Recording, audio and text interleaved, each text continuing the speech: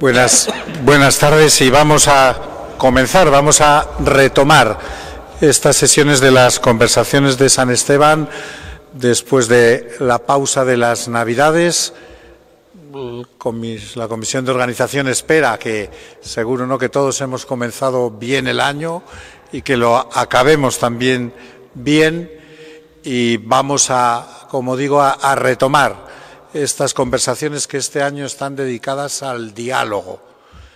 Y como no podía faltar en el programa, esta tarde vamos a reflexionar y nos van a ayudar a pensar sobre ello, sobre el diálogo en la comunidad educativa. Hoy va a coordinar la sección don Félix Torres, que es otro de los miembros de la comisión organizadora, junto con Enrique Valdeón y un servidor, de las conversaciones de San Esteban. Él, además, pues es hermano de uno de los ponentes y es el que ha mediado para organizar esta sesión, y lo lógico es que sea él el que la presente y la modere. Muchas gracias, Ricardo. Pues buenas tardes y encantado de poder participar desde la mesa en las conversaciones de San Esteban. Mi función es simplemente eso, presentar a los ponentes o incluso, intentar establecer con ellos un diálogo a tres. Pensemos que en las conversaciones previas que ha habido en el año pasado ya, eran diálogos, pero solo hubo un diálogo a dos, el que hicieron Román Álvarez y el alumno universitario. Pero pensando en el diálogo de esta tarde, la cosa era profesor-alumno, profesor-padre, ¿qué diferencia hay o qué igualdad hay? Y en aquella ocasión, si recuerdan los que asistieron, fue más un diálogo entre generaciones, un diálogo entre la juventud y la madurez. Y hoy yo creo que el enfoque está más centrado en la educación, la enseñanza, los padres y los maestros. Dicho así, pues todo eso que muchos tenemos o hemos tenido en mente cuando nos ha tocado participar de alguna manera, bien como profesores o bien como padres de alumnos. A un hijo hay que educarle en casa o hay que educarle en el centro escolar. Un hijo hay que enseñarle en casa o le enseñan los maestros. Un hijo tiene que ir a la escuela pública o un hijo tiene que ir a la escuela privada. Pues todo esto, ese diálogo es el que yo me gustaría que tuvieran los dos ponentes de hoy, a los que paso a presentar. A mi derecha, inmediatamente, está Fernando Paricio Alonso. Fernando Paricio está hoy con nosotros, pues básicamente en calidad de ser presidente de FEDAMPA. FEDAMPA es la Federación de AMPAs, de asociaciones de madres y padres de alumnos de los centros públicos de la provincia de Salamanca. Fernando Paricio es licenciado en Geografía e Historia, está especializado en Historia Medieval, tiene un segundo grado en Sistemas de Información Geográfica, Teledetección y Cartografía, que lo realizó en la Universidad de Alcalá de Henares. Ha cursado un máster en Gestión y Evaluación de Patrimonio Cultural. Está cursando actualmente el máster, está cursando y también puede hablarnos como alumno. Está cursando este máster. Ha sido emprendedor, ha tenido y tiene, ha participado, ha trabajado en empresas públicas, pues como el Grupo Dragados. Ha trabajado como empresario autónomo, como arqueólogo, gestor de patrimonio. De hecho, dirige y es administrador principal de una empresa, de una sociedad limitada, Bacceo Integral de Patrimonio, en la que pues realizan un poco asesoramiento en cuestiones de rutas, de centros, de musealización, de divulgación de patrimonio, pues todo lo relacionado con esto. Y actualmente, según me decía hace un momentín, acaba de tomar posesión de una plaza como personal fijo en la Universidad de Salamanca, y además está dedicado a labores sindicales en el Sindicato de Trabajadores de la Enseñanza de Castilla y León. En cuanto a su experiencia como padre implicado en la educación, en la enseñanza, pues lleva más de 12 años relacionado con asociaciones de madres y padres de alumnos, lógicamente debido a su experiencia paterna, es decir, desde el momento en que sus hijas comienzan sus estudios, él se implica en el Colegio José Herrero, el antiguo Colegio Amapolas, donde ha participado en su AMPA pues como tesorero, como presidente durante varios años, ha estado en el Consejo Escolar del Centro y a partir de ahí pues ha participado siempre en asociaciones relacionadas con los padres y madres de alumnos, pues como decía, presidente de FEDAMPA, esta Federación de AMPAs de la provincia de Salamanca, a su vez actúa como representante en las asambleas de CEAPA, que es la Confederación Española de AMPAs, está como suplente en el Consejo Escolar, forma parte activa de las AMPAs del CEIP José Herrero, como he dicho, y del Instituto de Educación Secundaria Baguada de la Palma, donde es vocal de la Junta Directiva. Es decir que, pues su experiencia como padre, su experiencia con las asociaciones de padres y madres es grande y de hecho por eso está invitado aquí con nosotros hoy. Y más a mi derecha está José Luis Torres González, que pues está participa hoy con nosotros en calidad de jefe de estudios del IES Baguada de la Palma. Académicamente es licenciado y doctor en Biología por la Universidad de Salamanca, es máster en calidad en la gestión de centros universitarios, ha participado en numerosos congresos, en charlas, en ponencias, tanto como asistente o participante como en calidad de invitado. Y profesionalmente, accede al cuerpo de profesores agregados de bachillerato en el año 1988 en el Instituto Isabel de Castilla de Ávila, impartiendo asignaturas relacionadas con su formación, es decir, asignaturas de biología y geología. En este instituto está unos años. En el año 91 se incorpora como destino definitivo en el Instituto Álvaro de Mendaña de Ponferrada, en León, donde ha estado 25 años. Es decir, prácticamente toda su carrera profesional la ha realizado en el Instituto Álvaro de Mendaña de Ponferrada. Allí ha desempeñado, aparte de sus actividades docentes asociadas a la categoría profesional, pues cargos como jefe de estudios o director del centro. También relacionado no con su actividad profesional académica, sino con el irse a vivir a Ponferrada, pues consigue el puesto de profesor tutor del Centro Asociado de la Universidad Nacional de Educación a Distancia de Ponferrada, donde imparte asignaturas de biología para los cursos de acceso a la universidad o fundamentos biológicos de la conducta en la licenciatura de Psicología y biología en la licenciatura de Ciencias Ambientales. Y ahí está, pues también durante varios años, desempeñando también cargos como secretario del centro o director de este centro asociado. Y en el año 2016, por concurso de traslados, se incorpora al destino actual, al Instituto Baguada de la Palma, donde, como ya he comentado, se hace cargo de la jefatura de estudios desde el curso 2020-2021. Y yo diría que por comentario curioso, porque es algo que llama la atención después de tantos años, en el año 2022, el año pasado, accede al cuerpo de catedráticos de enseñanza secundaria por concurso a oposición. Y no es que haya llegado tarde, es que es la primera vez en tantísimos años que se convocaba el concurso a oposición para el acceso a cátedras. Las cátedras de instituto, creo que todo el mundo sabe que estaban bloqueadas desde hace 30 años por lo menos. Pues también accede a eso. Y pues ha participado en proyectos de innovación pedagógica, de innovación docente, cursos de actualización y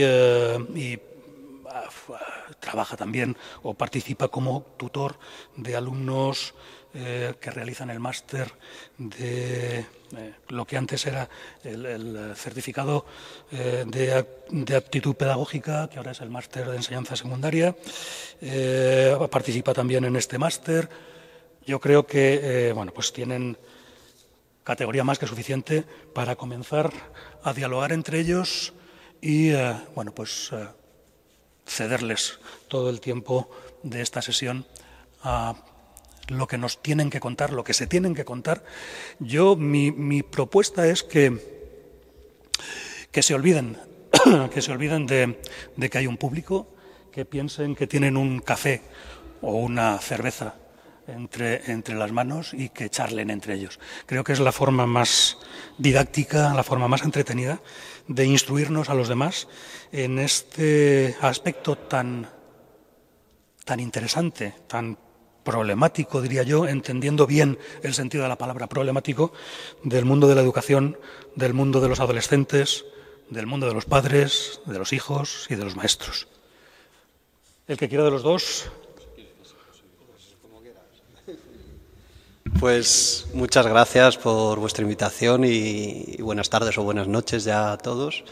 Y bueno, pues efectivamente creo que el mejor sistema para empezar a dialogar es hacerlo como si efectivamente estuviéramos dialogando. Tengo que confesarles una cosa. Yo no tengo ni idea de dar conferencias. A mí esto me resulta complicadísimo, o bastante complicado. Entonces voy a empezar contradiciéndole a él y a lo mejor a él o incluso a ellos, y a mí sí me gustaría que ustedes no ejercieran como público. Esto es algo que se llama diálogos y me gustaría que ustedes dialogaran con nosotros también. Entonces, si en cualquier momento desean intrometerse en lo que yo diga, perfectamente pueden hacerlo, pueden levantar la mano y yo les doy la palabra o ellos mismos o cualquiera de los asistentes. Me vais a perdonar que empieza así de fuerte, pero... Perdón, siempre los habituales saben que al final de las intervenciones sí, hay un diálogo entre... Claro, es que este es uno de los problemas que yo veo en el tema de los diálogos dentro de la educación. Para mí voy a hablar de una cosa que no existe, que es el diálogo en la educación. Y no existe porque, si ustedes saben, o algunos se imaginan o suponen, la educación está formada por 4 patas, por 4 sectores, que serían los profesores, los alumnos, la administración y las familias. Y así lo recogen las leyes y las normativas y demás. Y entre estos 4 sectores, ya lo comentamos en algún momento, lo comenté en algún momento con José Luis, el diálogo es prácticamente inexistente, o sea, siempre es una información o un mandato unidireccional el que se recibe entre las familias y los profesores. El diálogo es prácticamente nulo. Muchas veces los profesores lo entienden como inmiscuirse en su trabajo o como una interferencia. Sin embargo, hemos visto ya otros modelos, la tan manida educación de Finlandia o en otros modelos, en los que las familias en cierta forma entran dentro de la educación o hay partes de la educación obligatoria o el programa educativo que incluye a las familias. Yo no sé si ustedes, me imagino que la mayoría habrán tenido hijos en edad escolar, supongo que sí, hijos, hijas en edad escolar, o tienen nietos, o lo siguen teniendo, vamos. Me gustaría saber cuántas veces han pisado el centro con motivos pedagógicos. ¿Alguno de ustedes ha pisado el centro pues para impartir algún tipo de conocimiento, para recibirlo, ya como padre, ya como madre, padre o tutor? ¿Han recibido alguna vez? ¿Esto ha pasado alguna vez en sus vidas?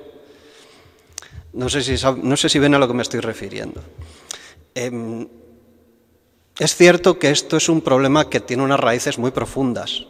Para mí tiene unas raíces muy profundas que parten no solo de la formación de los formadores, que son los profesores, sino incluso de los que tienen que formar a los profesores, de los formadores de los formadores.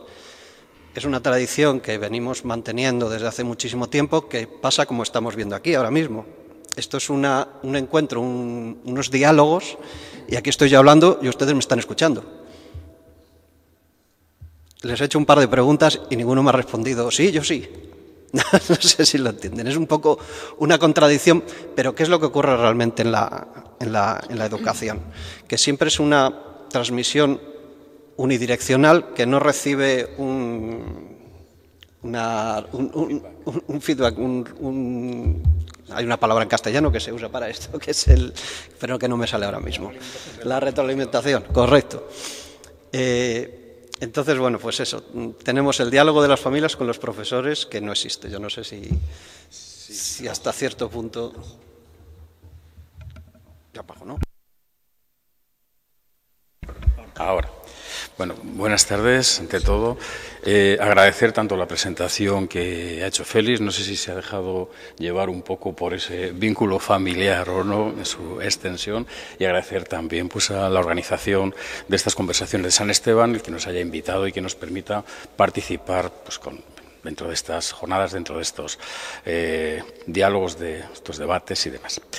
El planteamiento que ha hecho Fernando, la verdad es que me parece bastante correcto, bastante acertado, que si efectivamente estamos hablando de un diálogo, que ese diálogo exista, que haya una interactividad, entonces por mi parte también encantado de que puedan participar en cualquier momento, interrumpiéndonos, participando también en este debate, en este diálogo, y entre todos un poco, que está en la base de estos diálogos, de las conversaciones, pues el llegar a ciertos puntos de reflexión, tengo algún compañero aquí que entenderá el asunto, basándose un poco en los diálogos también platónicos y como hacía Sócrates, pues llegar a la verdad, llegar al conocimiento a través de él. Entonces, en principio, pues me parece bastante acertado. Comentaba Fernando esos 4 pilares básicos en los que se sustenta la educación. Yo el planteamiento que haría, me gustaría, pues basándome un poco también en esa experiencia de 30 y tantos años dedicados a la docencia, ver por qué comentaba, bueno, pues ver los cambios que ha habido y problemas que podemos encontrar actualmente relativos a esos 4 pilares, a las familias, o los padres, alumnos, profesores y la administración educativa. Entonces yo creo que podríamos empezar un poco, bueno, pues ese debate. El primero ya lo has establecido, la falta de diálogo. Efectivamente, yo creo que hay falta de diálogo. Ahora mismo estamos en un momento de transición, estamos cambiando de ley educativa, que por cierto es uno de los grandes problemas. Nunca ha habido una estabilidad normativa, hay que estar cambiando, o se está cambiando de leyes. Yo en los 30 y tantos años me parece que llevo como 5 o 6 leyes educativas. Cuando uno ya está adaptado, cuando ya conoce un poco los entresijos, pues un cambio, volver otra vez a adaptarse. Bueno, la verdad es que a veces es complicado. Entonces, bueno, pues lo que comentaba. Y en esa ley, además, yo creo que ha faltado también un poco de diálogo. Sí que hay detrás unos pedagogos, por supuesto especialistas, y que bueno, pues lógicamente no se puede poner en duda sus conocimientos, su experiencia, su trabajo, pero que yo creo que no sé si se me permite un poco la palabra, que en algunos casos son pedagogos de salón, desconocen cuál es el funcionamiento de un aula, desconocen en muchos de los casos, bueno, pues lo que es un poco el día a día, el funcionamiento de ese aula. Entonces, pues bueno, a ver si sirve este diálogo, por lo menos como inicio, para romper esa tendencia que tenemos. Y sí que quería, y lo último ya, te cedo la palabra, hablaba de la participación que tienen las familias. Bueno, pues yo no es que le vaya a llevar la contraria, pero sí me gustaría matizar. Cuando yo empezaba, bueno, primero representación de las familias en los centros, ninguna. Después aparecen los consejos escolares, aparecen las asociaciones, curiosamente se llamaban las APAs, no eran AMPAs como ahora, sino que eran APAs, Asociación de Padres de Alumnos, con una contradicción. En esas APAs había de todo menos padres, estaban las madres, porque parece ser que la educación es responsabilidad solo de las madres, o era responsabilidad solo de las madres. Ahora, afortunadamente, yo creo que ha cambiado, ya tenemos las AMPAs y sí que, bueno, pues un poco hace alusión a ese nombre la presencia de padres, de madres, y sí que aparecen, ahora sí que aparecen padres, madres, no sé si en una proporción 50% paritaria, pero bueno, sí que se ve una preocupación. Hace años yo creo que el padre solo aparecía cuando había un caso muy grave. Si te habían llamado a casa por algún problema con el hijo, entonces es cuando aparecía el padre. Si no, era la madre la que hacía de intermediaria entre el centro y el alumno. Yo os quería preguntar, porque por hacer lo del diálogo, ¿no? y como decís que no hay diálogo, precisamente cuál es la realidad del funcionamiento de los consejos escolares en la práctica, porque eso es un órgano de encuentro, de diálogo. Creo que incluso hay representación a veces de los municipios, ¿no? De los ayuntamientos. O sea, la idea en principio de los consejos escolares era esta, ser un canal permanente de diálogo. No funcionan, es un órgano puramente formal. Sí, a ver si... Es que no sé cómo... Creo que tienes que apagar. Es así, ¿verdad? Sí. Bueno, si quieres empiezo contestando yo un poco... Creo que tú estás en el consejo escolar ahora mismo, ¿no? Bueno, yo ahora mismo no estoy en ningún consejo escolar, salvo en el de suplente en el de Castilla y León, pero que es más bien un órgano consultivo, no es un consejo escolar como el de un centro. Dentro de los consejos escolares, ahora mismo con la LONLOE, estamos representando las AMPAs, las familias, porque también pueden o están representadas las familias que no están dentro de las AMPAs o que no están asociadas a las AMPAs.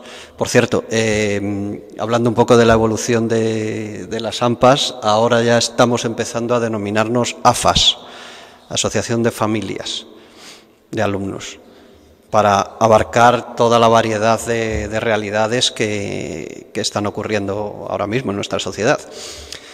Todavía el cambio es lento, de hecho, pues la nacional CEAPA se llama CEAPA, únicamente, pero bueno, me imagino que esto de aquí a 10 años habremos cambiado todos de nombre. Bueno, pues lo que les digo, dentro de los consejos escolares están representadas las familias, las AMPAs, los profesores, obviamente, el equipo directivo de los centros y los ayuntamientos.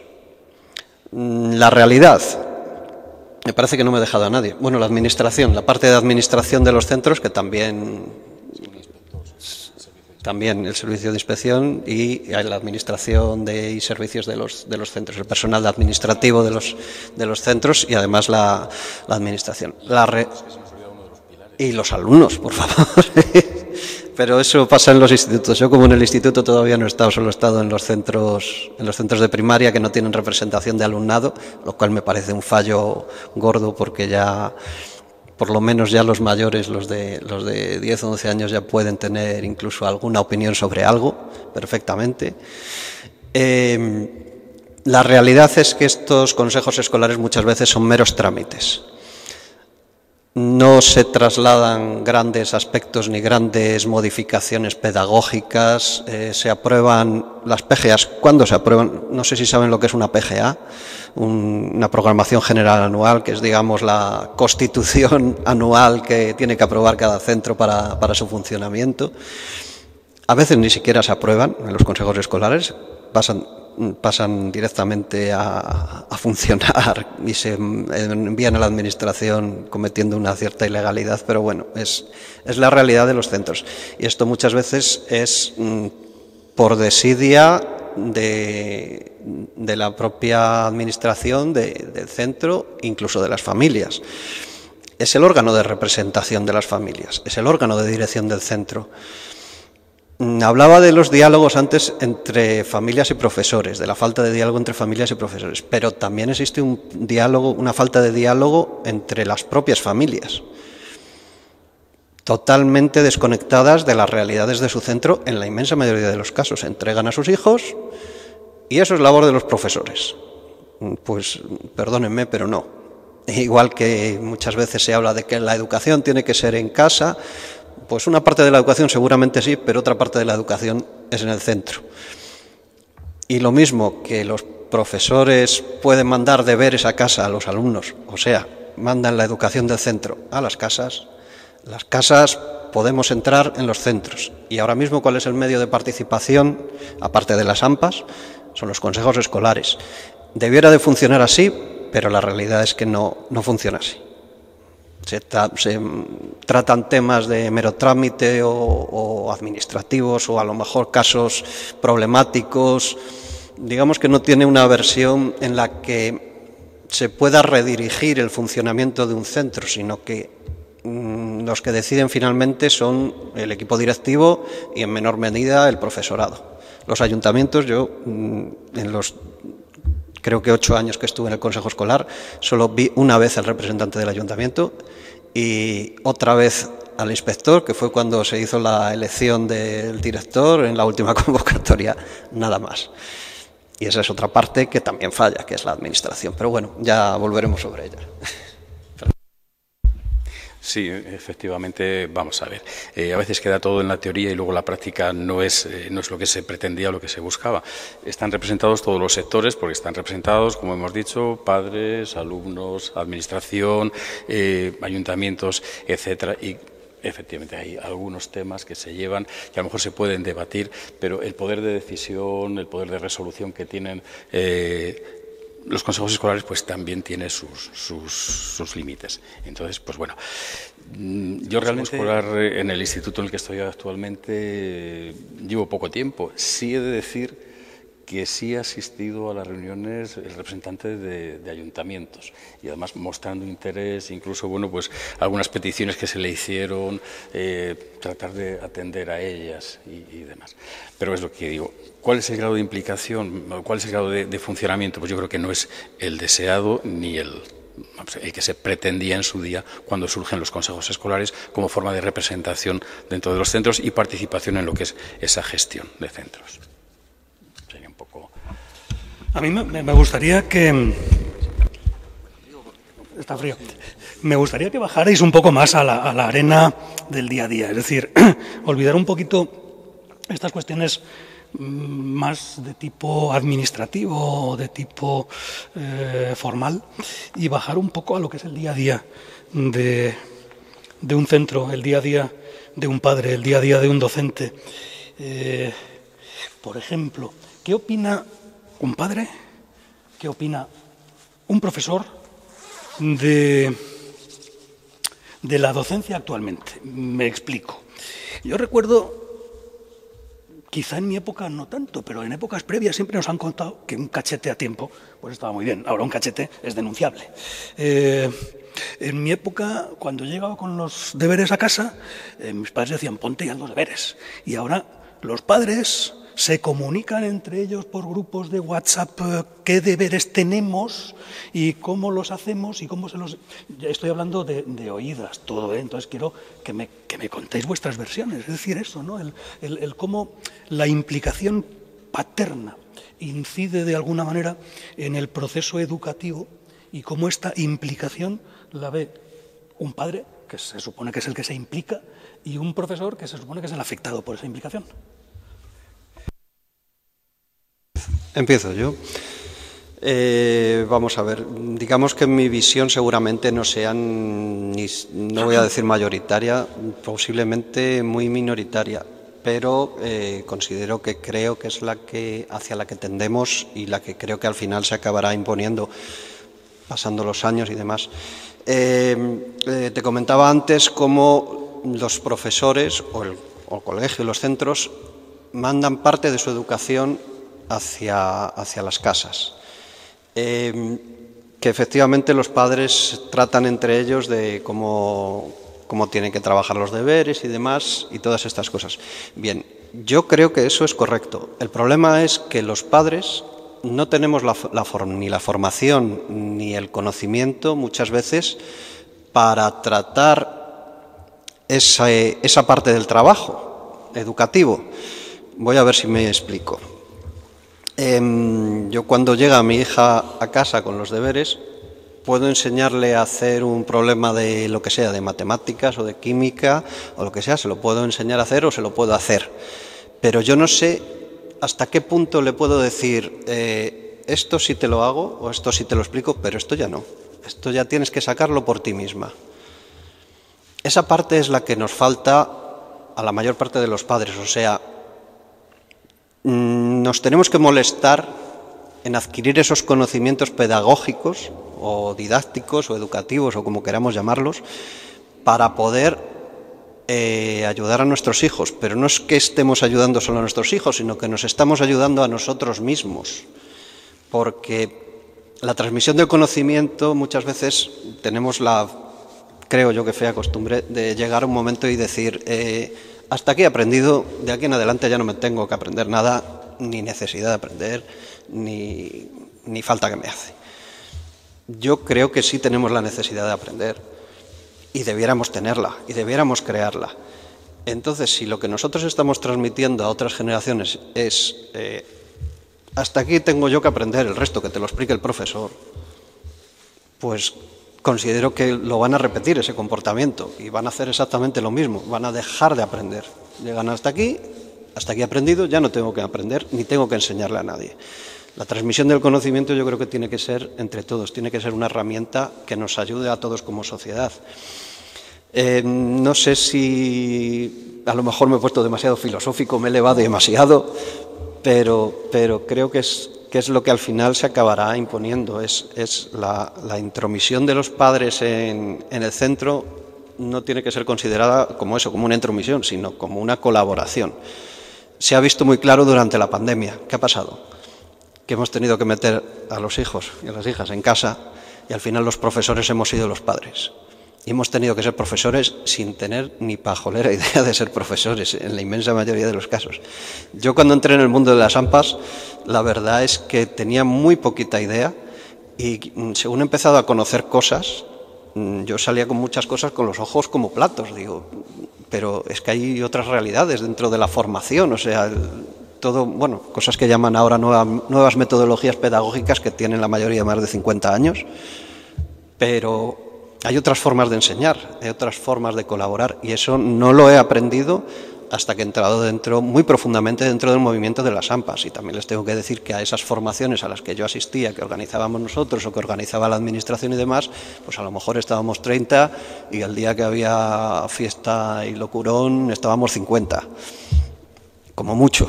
Entonces, esa falta de diálogo también dentro de las familias, diciéndonos lo que podemos o tenemos o debemos hacer, es otra de las partes que falta.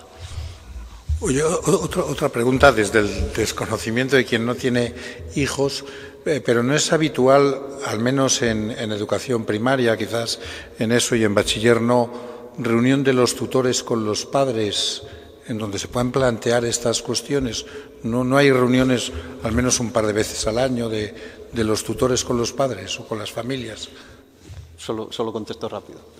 Por mi parte, yo la experiencia que compruebo y veo es que generalmente las reuniones de los tutores con los padres es cuando hay problemas. Pero creo que no hay que esperar a que haya problemas. Creo que la relación tendría que ser constante. Otro problema es que haya demasiados padres para un solo profesor. Que esa es otra película. La de las ratios ya es otra historia.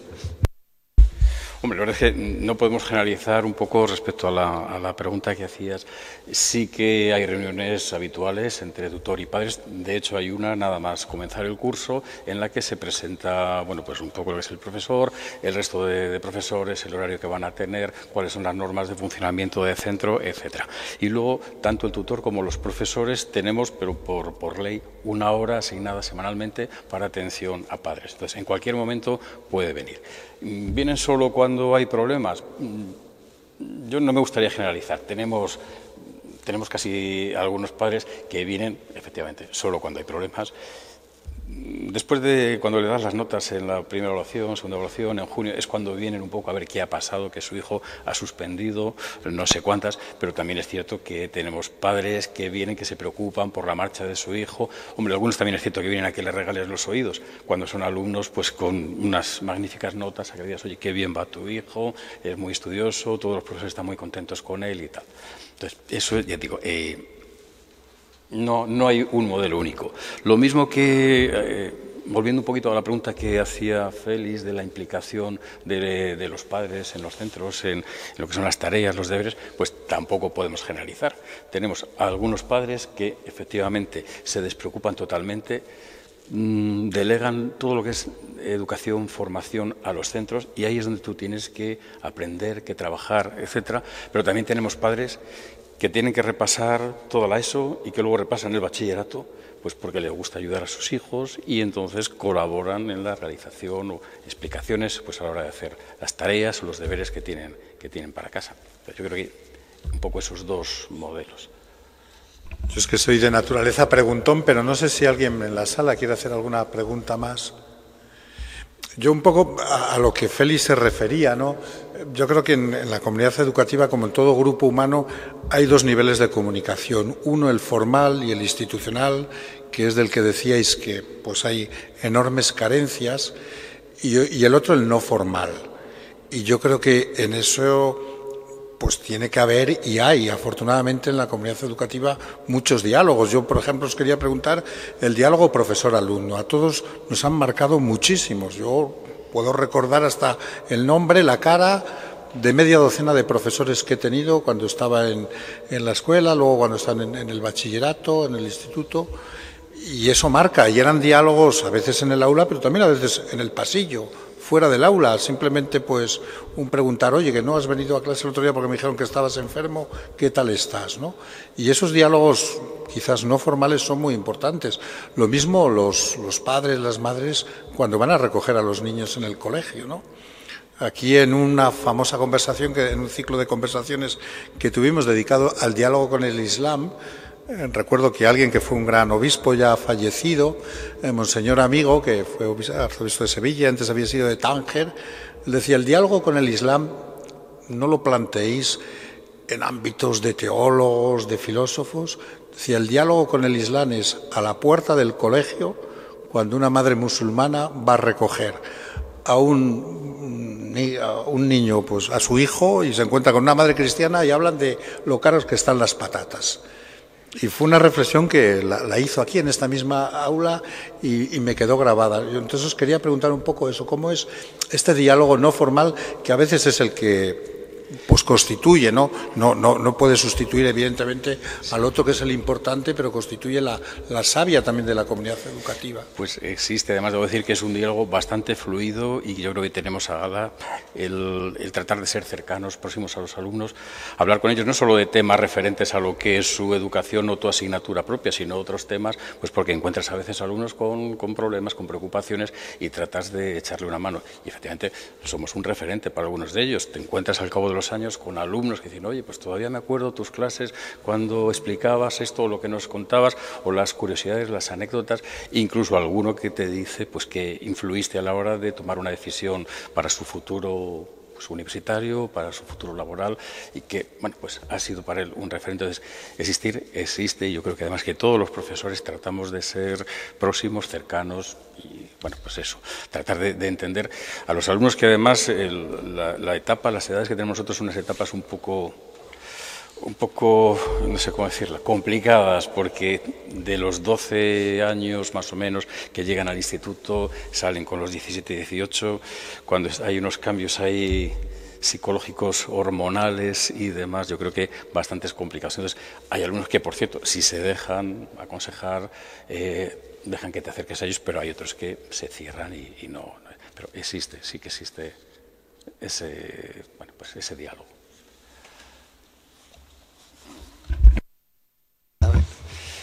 Bueno, yo, perdóname que discrepe. Sé que existe, evidentemente, diálogo entre profesores y alumnos, pero como decía antes, yo creo que ese diálogo sigue siendo unidireccional. Generalmente es el alumno que pregunta y el profesor que responde. Estamos en el mismo caso que tú me acabas de explicar ahora de los profesores reuniéndose con los padres. Son los padres los que van a buscar al profesor para que les informe, pero nunca hay una retroalimentación. O sea, siempre es unidireccional.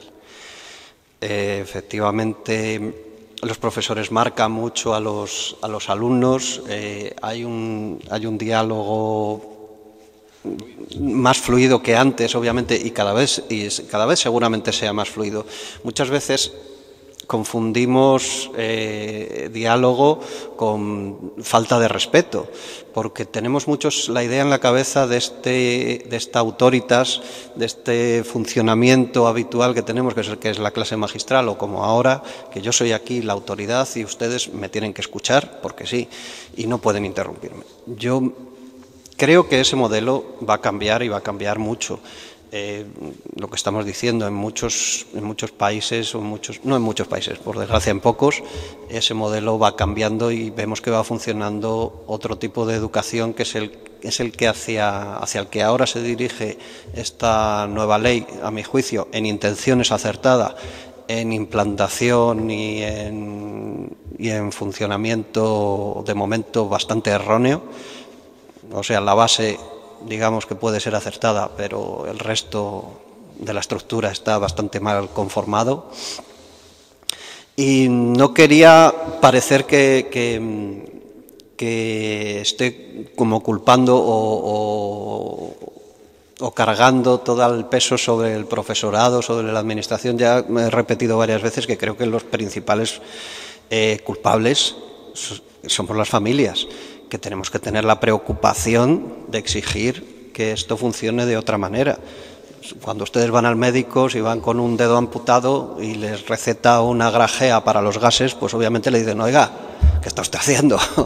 Vamos a ver, lo primero que hago es cambiarme de médico, ir a poner una queja o lo que sea.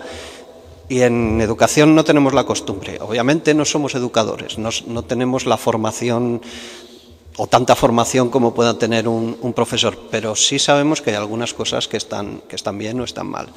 En el día a día sí que podemos comprobar que las familias, sobre todo en centros pequeños, tienen mucha relación o más relación, digamos, con los profesores. Yo mi relación dentro del colegio en el que estaba, que era un colegio con pocos alumnos, con 80, 90 alumnos, y con los profesores, que además con una dirección que admitía mucho este tipo de prácticas, sí era bastante fluida.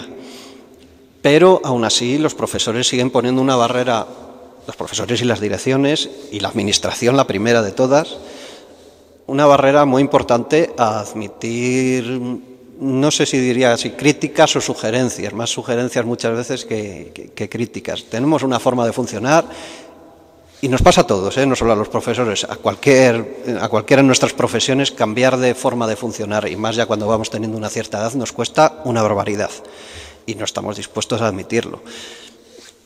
Y esto viene un poco a raíz de lo que he explicado antes, de que tenemos que seguir aprendiendo. Es muchas veces este problema, lo que decía antes, hunde las raíces en la propia universidad, en la propia formación de los profesores y en la formación de los que tienen que formar a los profesores. No estoy echándole la culpa a nadie. Es una realidad que creo que es así. ¿Cómo la podemos cambiar? Pues muy poquito a poco, pero sobre todo si los clientes, que somos nosotros, no damos la tabarra, no creo que podamos conseguir nada. Y que somos los principales interesados porque son nuestros hijos. Y creo que no hay cosa más importante, creo, para todo el mundo que sus hijos e hijas. Sí, simplemente una cosita en relación con esto, porque me llama mucho la atención. Es decir, estamos hablando de diálogo y estamos comentando la falta de diálogo. La falta de diálogo entre profesor y alumnos, parece, quiero decir, el diálogo ese fluido al final no es más que una relación de autoridad. El diálogo profesores-padres, en el que parece ser que ni unos ni otros se implican mucho, o incluso, que es a donde yo quiero llegar, el diálogo porque lo desconozco, el diálogo entre padres, que quizá ahí estaría una de esas posibles soluciones a lo que estabas planteando, Fernando. Mira, yo voy a intentar personalizarlo porque es mi ejemplo. Yo hace unos días, poco antes de vacaciones, estuve dando una charla, un taller, una actividad para unos niños de segundo curso de primaria. Niños, ¿cómo decir? No, iba a decir niños complicados, no. un colegio complicado, es un colegio de integración, un colegio en el que hay, bueno, pues el 98% son alumnos extranjeros o alumnos con segregación, alumnos que no hablan castellano, alumnos de etnia gitana, alumnos... Bueno, los niños estaban encantados, pero en un momento determinado yo estaba contándoles cosas de abejas, que es a lo que yo me dedico. Y una de las niñas dice, a mí me gustaría ser profesora de abejas en la universidad. Pero yo creo que una niña no puede ser profesora de abejas en la universidad. Y cuando dijo yo creo que una niña no puede ser profesora de abejas en la universidad, a mí se me rompió el corazón. Pero, ¿qué padres tiene esta niña? Que, quiero decir, que no se preocupan no de decirle que puede hacerlo, sino de vivir en la sociedad. Yo creo que actualmente cualquier hijo de un padre de una familia más o menos normal, estoy diciendo que no son familias lo que entendemos por normales, son familias más complicadas, pero en cualquier caso, si esos padres dialogan con otros padres y realizan actividades conjuntas y las AMPAs en este caso funcionan de otra manera y se simultanea con los educadores, con los profesores, quizá el diálogo podría ser más fluido y más fértil. Entonces, las soluciones a estos diálogos, porque al final, y termino mi intervención, y me gustaría también dar paso a los asistentes, lógicamente, termino mi intervención, porque es una pregunta que tengo desde el principio, y es, ¿qué sensación tiene un padre o qué sensación tiene un profesor de enseñanza primaria, secundaria y bachillerato, en este caso secundaria y bachillerato, sobre la formación de sus hijos o de sus alumnos? Es decir, entiéndanme con corrección lo que quiero preguntar. ¿Estamos formando tontos? Y me explico. A mí, cada año, mis compañeros me dicen, es que cada vez vienen peor formados, cada vez vienen peor los alumnos, cada vez vienen peor. Y yo digo, no, yo los veo igual. Es decir, son alumnos distintos, porque los tiempos son distintos, pero yo no los veo peor formados. Yo los veo formados de otra manera. Pero, ¿qué se ve desde el lado de la enseñanza secundaria, desde el bachillerato, desde los padres? ¿De verdad estamos formando peor a los alumnos? Yo creo que no. Discrepo, creo que no, que la formación en todos estos años de experiencia me dice que el nivel de exigencia, las programaciones, los programas, que es el mismo de hace años, quiero decir, entonces la formación, la preparación que tienen es la misma. ¿De acuerdo? ¿Qué es lo que ha cambiado un poco? ¿Qué es lo que ha evolucionado? Pues yo creo que un poco, casi más, ha disminuido la capacidad de trabajo, la capacidad de esfuerzo, un poco esa cultura del esfuerzo que había antes está empezando a desaparecer.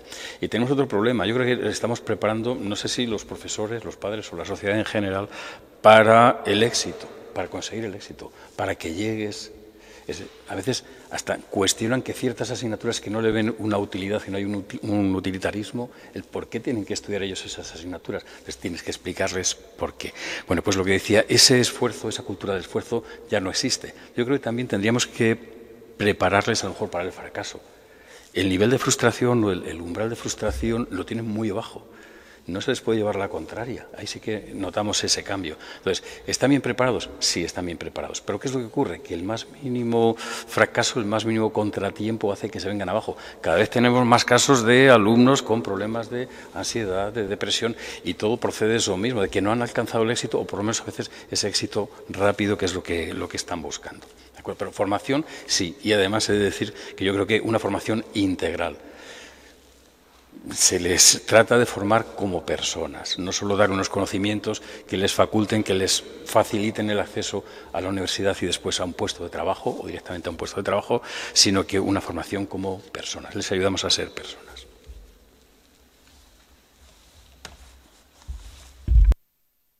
Bueno, pues yo coincido con él y creo que los alumnos están incluso mejor formados que nosotros en muchos campos y en muchos aspectos.